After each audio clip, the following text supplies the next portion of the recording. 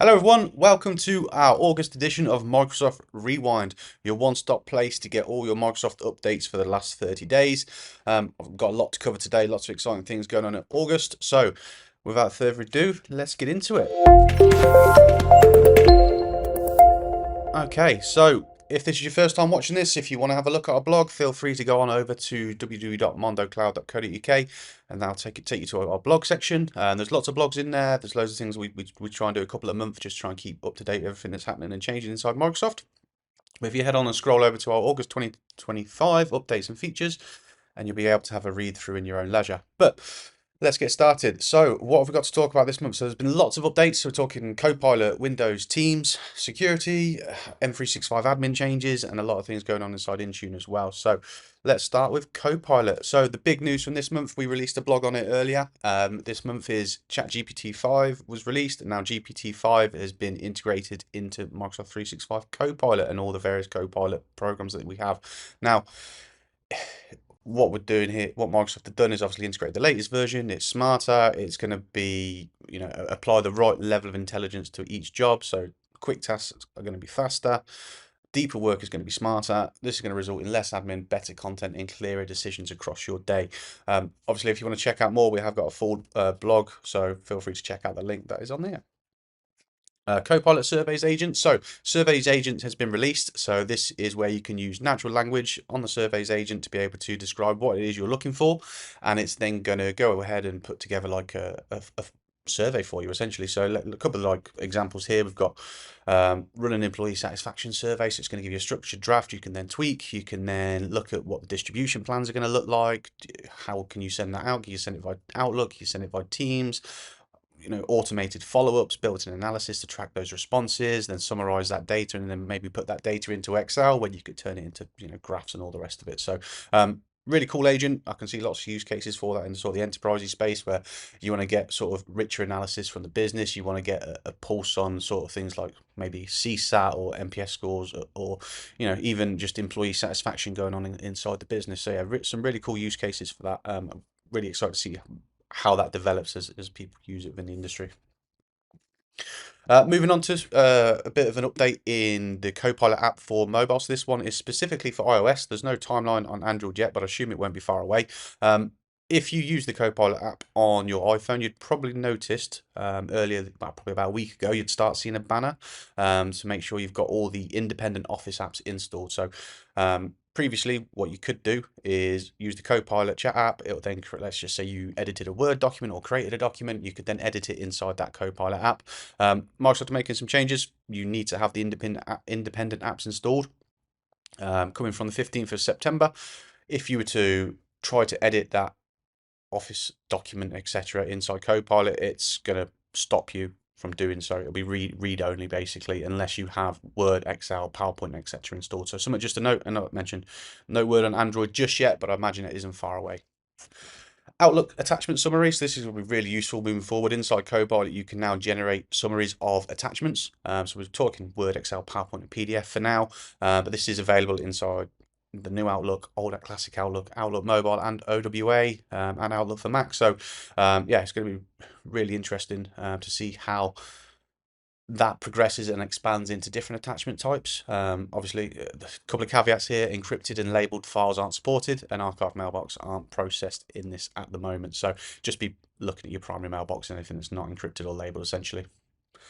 Bit of an update on some tenant controls for sharing links. So Microsoft's added some tenant level controls to govern basically organizational wide sharing links for Copilot agents built by users. This will be rolled out in mid-September. I want to just bring it to people's attention now. Admins can allow all users, no users, specific users and groups to create these links. Useful for tightening like governance without blocking legitimate collaboration, essentially. And there's a couple of steps on how to find those settings if you're an M365 admin. Okay, moving on to Teams. Now, this is something I love. Teams Premium is a license type that doesn't get anywhere near as much love as it should. If, as an organization, you want to have those greater controls around Teams, you can do a lot more from a security perspective, governance perspective. And one feature they've just released is preventing screen capture from meetings, which is really, really useful. So looking at preventing screenshots and recordings across Windows, Mac, Android, and web. There is some iOS restrictions on live video capture as well. It's off by default, but if you've got Teams Premium and you're thinking about enabling this per meeting, it makes it really good if you've got sort of HR sensitive use cases, that kind of thing. Any high sensitivity sessions you want to prevent screen capture. Recommend having a look at Teams Premium and then enabling that feature. As well as this, Microsoft have updated a new organizer controls menu. So if you are a meeting organizer and you're trying to look for all the various options, they've basically streamlined this into a single flyout. So it's a lot simpler for organizers and co-organizers to change various settings while they're in the meeting. And obviously, if you're Teams Premium, you also get your advanced options in there as well, such as prevent copy of chat and obviously the new prevent screen capture setting as well. Onto Windows.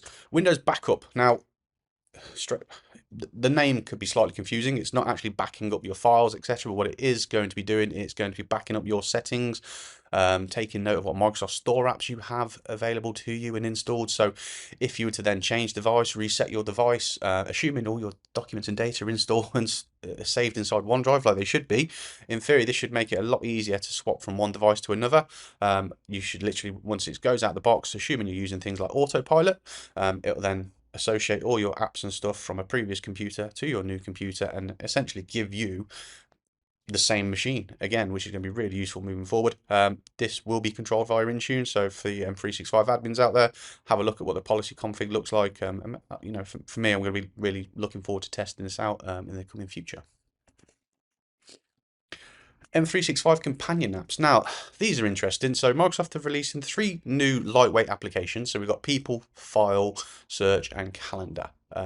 So these are 3 lightweight apps, largely targeted, probably more for your enterprises. So the People app, for example, is going to be looking for people inside your organization, who their line managers are, what their contact details are. File Search is going to give you a way to quickly search for files across your machine, SharePoint, all the data sources you have access to, and obviously your calendar will be tied into your Outlook calendar. Now, previously there were these a couple of the calendar app was very similar, but it was more tied to your computer rather than your 365 profile. So yeah, we're probably going to knock out a bit of a video on these once we get to grips and have a little play around with them. But yeah, just obviously a bit of a breakdown here and who it is. These apps are just there to try and speed up your day, making sure you can do things without context switching between different apps like Outlook, that kind of thing. So yeah, they're pretty cool from what I've seen. I want to have a bit of a deeper dive into them. On to Microsoft Intune, our favorite device management program. So app control with new targeting capabilities. So Microsoft have released some updates for their app control, which now supports granular targeting. You can now assign, managed install and app control policies to specific groups rather than tenant wide. They've also got a guided wizard to scope and assign without the guesswork. So this will be really useful because previously it was a bit of a nightmare to sort of scope it. You'd have to do tenant wide, and that could then come with a whole raft of issues if, let's just say, you haven't set a policy up correctly or you're missing a particular app. So this will allow organizations to roll this out in a much more controlled way. Autopilot, so you can now apply quality updates during the out-of-box experience. So this is really useful. So previously, you got a device, you went through the autopilot process, the end user gets to the desktop, and then, oh, need to install a load of updates now, which obviously slows the machine down because you're bringing down all the updates. It then needs a reboot. The user's gone, wow, if this is a brand new machine, surely it should be up to date. But obviously that isn't the case because you never know how long those devices have been in storage, whatever it may be. So now you can enable a setting via the ESP setting menu inside Intune that's going to install those Windows quality updates during that process. It's going to honor your existing deferrals and pause policies inside your Intune update rings, but obviously if you're enabling this, just expect an additional time on the amount of time autopilot might take just to get those updates on the machine essentially. And they've also added multi-admin approval for covering things like device actions and role-based privilege. So protecting against fat finger wipes, privilege drift, making sure that you got that 2-person approval for sensitive role-based access changes and critical device actions. So we're talking wipe, retire, delete. We can then obviously define approver groups and require business justification on submission and stuff like that. So probably more leveraged at your enterprise, much larger organizations where you might have 2-person controls for like wiping devices and that kind of thing. Now, moving on to M365 admin, cloud managed remote mailboxes. Now, this is a big thing. So just to give a bit of context, if you moved your email to Microsoft 365 once upon a time and you're in a hybrid environment, so you've got an Active Directory server where all your user accounts live and you sync those user accounts to Microsoft 365. In theory, there are other ways around this. You should keep an Exchange server to manage those mailboxes and manage the attributes in that. Now, in your SMB space, we generally get rid of that Exchange server and just manage it via ADSI Edit and PowerShell and Active Directory, that kind of thing. But in your larger environments, it makes sense to keep that Exchange server knocking around. Now, obviously, with keeping that server around, there are risks. You've got to keep it patched, you've got to keep it updated, and you also obviously have to have the admin overhead of another server, essentially. So what Microsoft have done is enabled a new cloud managed model for directory synced users, which means you can get rid of your last Exchange server. You can change the source of authority for those Exchange attributes to the cloud within Microsoft 365. It's out in preview now. You can make those changes based on per mailbox, but you can also do it at org-wide level, so new directory sync users can be cloud managed as well.